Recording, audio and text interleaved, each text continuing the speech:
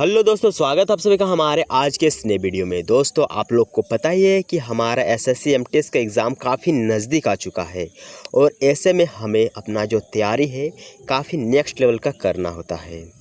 तो इसी के लिए मैं आपके सामने आज लेकर आया हूँ एसएससी एमटीएस का आंसर की, जिसमें आप पता कर सकते हैं कि एसएससी का जो लेवल है वो किस प्रकार का रहता है।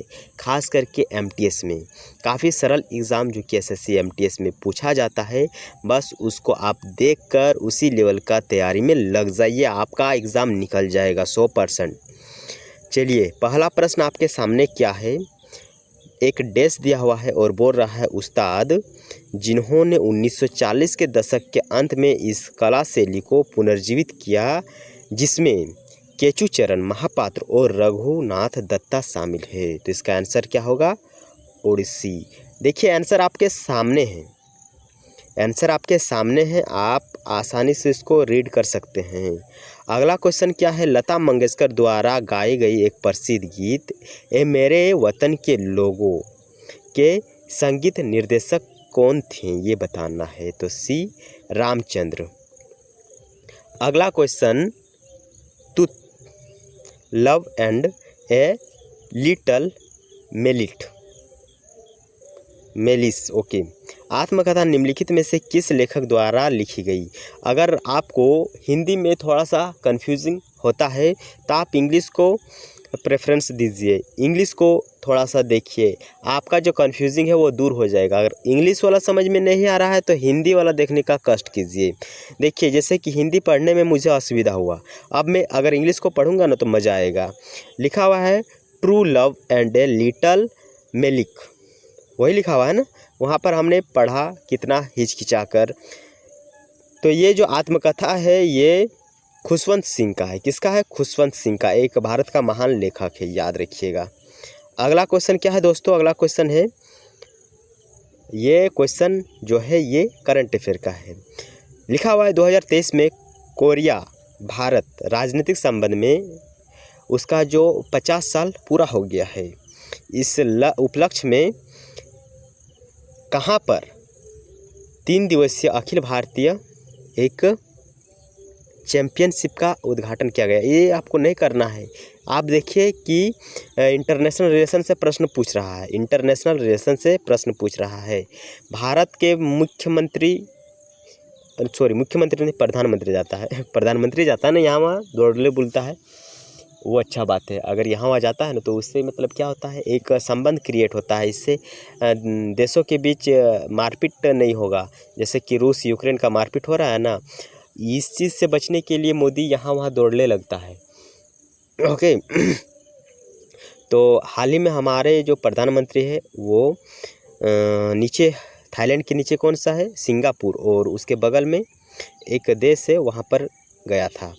इन देशों के बारे में थोड़ा सा जानकारी अगर आप प्राप्त कर लेते हैं तो फिर मज़ा आ जाएगा। ओहो, क्वेश्चन क्या है दोस्तों? क्वेश्चन है, इंडिया गेट किस शहर में स्थित है? बताइए, मज़ा आया कि नहीं पढ़ के? लेवल देखिए, लेवल। अगला क्वेश्चन है, भारत में जंगली गधे और ऊँट किस प्रकार के वनों में पाए जाते हैं? तो जंगली गधा कहीं का, तो ये कांटेदार वन एवं झाड़ी में पाया जाता है। इतना सा जब है, कांटेदार पहाड़ और जंगलों में इसको रखा जा रहा है। अगला क्वेश्चन है कि हिंदू कैलेंडर के अनुसार होली कब मनाया जाता है? कलरफुल त्यौहार है ना। अगला क्वेश्चन है, विटामिन बी की कमी से कौन सा पोषक संबंधित विकार होता है जिससे परिधि तंत्रिकाओं और क्षय की समस्या उत्पन्न होती है? तो बेरी मतलब ये बीमारी का नाम है। अगला क्वेश्चन है, वैयक्तिक आय यानी पर्सनल इनकम। देखिए, हिंदी को नहीं पढ़ना है, इंग्लिश को पढ़िए, समझ में आएगा। पर्सनल इनकम जो आप एमटीएस में सिलेक्शन लेने के बाद जो आप कमाएंगे ना, बस उसी को कहते हैं पर्सनल इनकम। के संबंध में डिस्पोजेबल इनकम के बारे में निम्नलिखित में से कौन सा कथन सत्य है, बताना है। तो जो डिस्पोजेबल इनकम है हमेशा पर्सनल इनकम से कम होता है। अगला क्वेश्चन है, निम्नलिखित में से कौन सा उष्ममिति की प्रक्रिया का सबसे अच्छा वर्णन करता है? तो हस्तांतरित ऊष्मा ऊर्जा की मात्रा का मापन। दोस्तों अगला क्वेश्चन है, मलयालम कवि वल्लथोल, वाव, वल्लाथोल नारायण मेनू, हम इंग्लिश पढ़े, मेनू, और नृत्य जो डांसर है और गुरु, इसका नाम ये है के प्रयासों ने मोहिनीअट्टम शैली को फिर से चलाने में एक महत्वपूर्ण योगदान दिया। इंग्लिश को पढ़िए, फ्लाइंग इट माई वे। तेंदुलकर का ये क्या आत्मकथा है, बायोग्राफी। किस भारतीय धावक ने फ्लैंडर्स कप, इंग्लिश को पढ़िए जी, गजब है गजब। फ्लैंडर्स कप 2023 एथलेटिक मीट में पुरुषों की 100 और 200 मीटर दौड़ में एक स्वर्ण पदक जीता। इंग्लिश को पढ़िए, अल्मान बरगोहिन। बाप रे, सच में अगर एक दो दिन हम पढ़ने नहीं बैठते हैं ना तो मेरे मुंह से शब्दों का उच्चारण ही बंद हो जाता है। भारतीय संविधान का कौन सा अनुच्छेद सभी बच्चों को 6 वर्ष की आयु पूरी करने तक प्रारंभिक बाल्यावस्था देखभाल और शिक्षा का प्रावधान करता है? तो अनुच्छेद यानी आर्टिकल, पता है ना? ठीक, पढ़िए एक बार मेरे साथ, आर्टिकल 45। इतना भी अगर आप नहीं पढ़ रहे हैं तो फिर लोल। इंग्लिश को फिर पढ़ेंगे। 1901 में poverty and un-British rule of India पुस्तक के लेखक कौन है? दादा भाई नौरोजी। अगला है, रिचर्ड डायमंड लीग में स्वर्ण पदक जीतने वाले पहले भारतीय भाला फेंक का नाम? नीरज चोपड़ा, गोल्डन बॉय ना, गोल्डन बॉय इसको कहते हैं ना जी। अगला क्वेश्चन है, निम्नलिखित में से किस भारतीय पार्श्व गायक को 2001 में भारत रत्न प्राप्त हुआ? तो लता मंगेशकर। लता मंगेशकर से इतना प्रश्न इसलिए पूछ रहा है क्योंकि इनका इसी वर्ष निधन हो गया था, जिस वर्ष ये प्रश्न सब बना था। अगला क्वेश्चन 18 नंबर, हम ना फील्ड में आकर वीडियो बना रहे हैं, शाम का अभी 5 बज रहा है और भूमि में बैठे हुए हैं ना, भूमि मतलब ज़मीन में, तो थोड़ा सा डर लग रहा है यहाँ वहाँ से कहीं सांप आकर काट ना दे। इसीलिए कहता हूँ आप हमारे इस वीडियो को ज़्यादा से ज़्यादा सपोर्ट कीजिए, फ्रेंड के साथ शेयर कीजिए, लाइक कीजिए, कमेंट कीजिए, सब्सक्राइब कीजिए, ताकि हम अपने इस चैनल को एक स्टूडियो के अंदर ले आएँ और आप सब के लिए एक मस्त चैनल बना सकें। 18 नंबर क्वेश्चन पढ़ते हैं, कौन सा वक्र बेरोजगारी की दर और मौद्रिक मजदूरी परिवर्तन की दर के बीच संबंध की जांच करता है? तो फिलिप्स कर्व। ये फिलिप्स कर्व पता है ना, फिलिप्स कर्व, ये बेरोजगारी को होता है। अगला क्वेश्चन, नीति आयोग के राष्ट्रीय बहुआयामी गरीबी सूचकांक 2021 के अनुसार निम्नलिखित में से किस राज्य की कुल जनसंख्या का 1% से भी कम बहुआयामी गरीबी है? केरल का। ओके।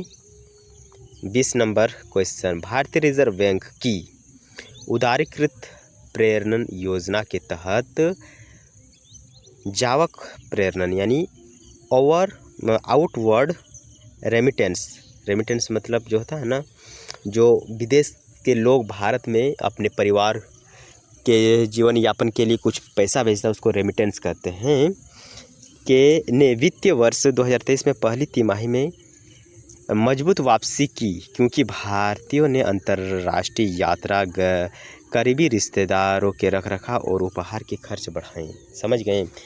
तो विदेश के लोग अपने भारत में पैसा भेजते हैं, इसी को रेमिटेंस कहते हैं। अगला है, गुरु निरंजन राउत और गुरु राम हरि दास को ओडिसी नृत्य और संगीत के क्षेत्र में उनके योगदान के लिए गुरु केलुचरण महापात्र पुरस्कार 2022 प्रदान किया गया था। दोस्तों मेरा आवाज़ जो कि बैठ गया है, यहाँ पर कुछ दिनों से काफ़ी ख़तरनाक बारिश हो रहा था, जिस कारण से मैं वीडियो भी अपलोड नहीं कर पा रहा था। सुबह शाम बारिश देखने को मिला था। 22 नंबर क्वेश्चन है, प्रधानमंत्री मुद्रा योजना गैर कॉर्पोरेट गैर कृषि लघु और कृषि उद्यमियों को 10 लाख तक ऋण प्रदान करती है। मतलब आप एग्ज़ाम का लेवल देखिए, एग्ज़ाम का लेवल, हाँ बस और कुछ नहीं देखना है। भारत में सर्वाधिक वर्षा का मुख्य कारण क्या है? दक्षिणी पश्चिमी मानसून जो केरल के माध्यम से घुसता है।